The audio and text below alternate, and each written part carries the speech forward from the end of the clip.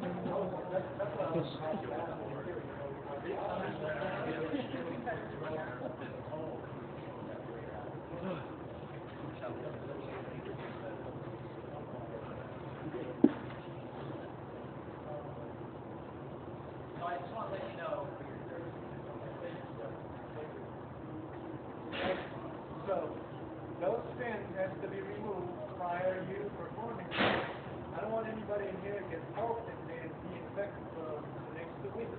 Okay? Nah, it's all gone. What are you talking about? All right? Okay. Do you two remember where you need to start? The head. Okay. You may remove the head first if you want to. Okay? Or you can leave the head on. Okay? Leaving the head on, sometimes it's an advantage because you'll keep that nice and even. Versus if you remove the head off, sometimes it gets thrown off out of proportion. Okay? So that's going to be basically your guide right now. Alright? So.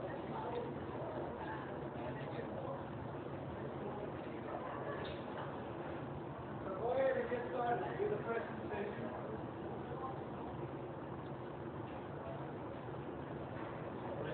Skills, right?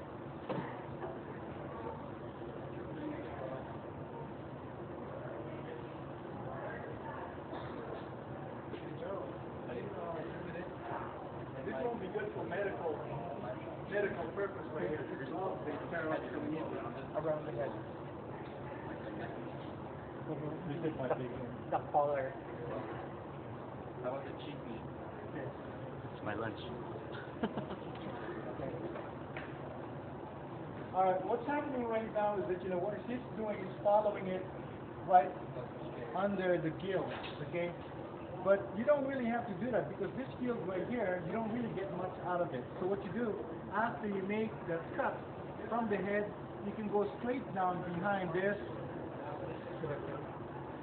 fin right here, okay? Just an angle like that and then cut it, okay? Because this one right here, you can just use it for something else, maybe fish egg soup, okay? And then I'm going to turn it the other side, okay? Main thing is that you get this section right here, keep the yield, okay? Follow the gill right behind it, okay? Let me go ahead and open it up right there, okay? And then fine. Go all the way to the top and then down right there, okay? And then he's going to go on to the next step. Can you guys see it?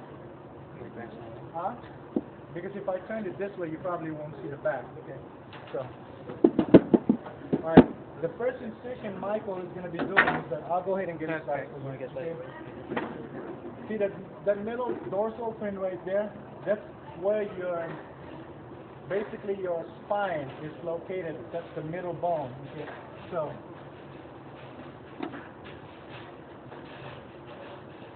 We'll make that incision. What you need to do is make sure that you get it as close as possible to that bone, okay?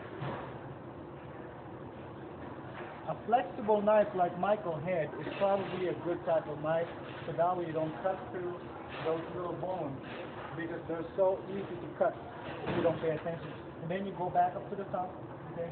Again, by making sure, you know what, I think I lied.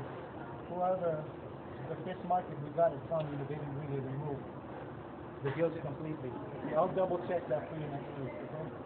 All right. Just feel a little bit on it. So when you run your fingers right there, you should be able to feel the bone. Okay, because if you have flesh in there, you should be able to scrape that with your fingers, it will come off. Okay, right now, I don't feel anything. And then go all the way down through the tail, okay? And then what I like to teach the students is that when I go all the way down to the tail, I know you're lefty. Don't mind that? This one right here is going to get in my way. Okay. What I like to do is that I teach the students to I'm go. representing the left-handed. I go all the way down to the tail. Remember, try to get it as close as possible. Okay. Go down to the tail. I'm going to take it slowly so that way you can see it. All right there. Okay. And then once you see the little hump right in the middle, okay, what you do is that you go over that hump, okay, and then cut through the other side, okay, like so, okay.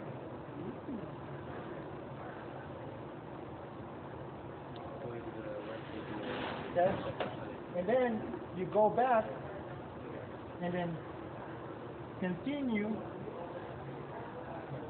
cut through all the way until you get to that middle bone. I'm talking about still semi-frozen. I can hear it. Yeah, it's still semi-frozen. Okay. One thing about it, when it's semi-frozen, it will break, and I don't want to break the flesh. Okay? Right there. Okay. You can go ahead and cut through the ribs if you want to, or if you don't feel comfortable with that, you can just go ahead and continue gliding over that rib. Okay? But if you have a stiff knife and sharp, you should be able to cut through that bone. Okay? But before I do that, I don't want to cut through it yet. I'm going to turn it over. Okay? Why didn't I just go ahead and remove it off completely? Why do you think? Exactly. It will be more difficult for you the other side to remove, because once you remove that fillet, what's going to happen? It will sag down this way. Then it's not even for you to cut it. So you got to keep it at least nice and even and straight. Okay? So there you go. Since you left, I left the left side for you. You want to turn it to the left side, so that way we can keep it a little bit like this. You can just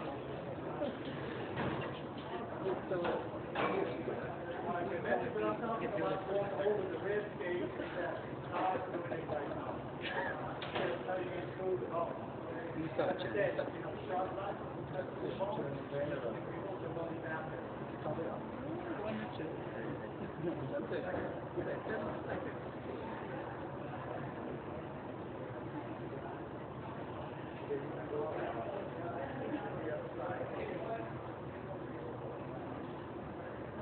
I'm hungry. Now, what other fish does this work for? What other fish does this work for? This kind of selection? What kind of fish? Yeah. Like if this is bass. Flatfish, roundfish. Oh, this is all in the roundfish. The types of fish that, you know what, they differ in the skeleton.